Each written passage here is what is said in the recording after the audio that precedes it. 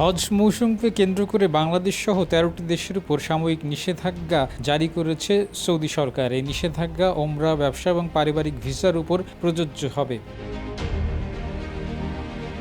Saudi কর্মকর্তারা এই নিষেধাজ্ঞার পেছনে কয়েকটি কারণ জানিয়েছেন। তার মধ্যে প্রধান কারণ হল অবৈধভাবে হজ পালনের প্রবণতা। সৌদি কর্তৃপক্ষ জানিয়েছে, কিছু যাত্রী দীর্ঘমেয়াদী ভিসা নিয়ে সৌদি আরবে প্রবেশ করে অনুমতি ছাড়া হজে অংশ নেন, আবার কেউ কেউ হজ শেষে দেশে না ফিরে অবৈধভাবে অবস্থান করেন। এতে অতিরিক্ত ভিড় এবং নিরাপত্তা ঝুঁকির সৃষ্টি হতো।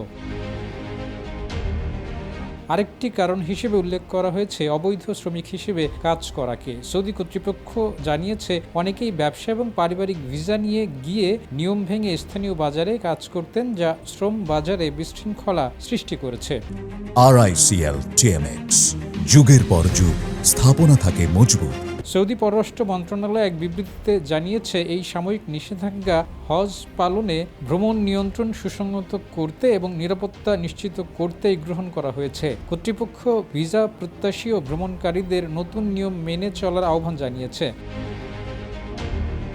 সূত্রগুলো জানিয়েছে, এই নিষেধাজ্ঞা লঙ্ঘন করে কেউ সৌদি আরবে অবৈধভাবে অবস্থান করলে ভবিষ্যতে তাদের উপর ৫ বছরের নিষেধাজ্ঞা জারি হতে পারে।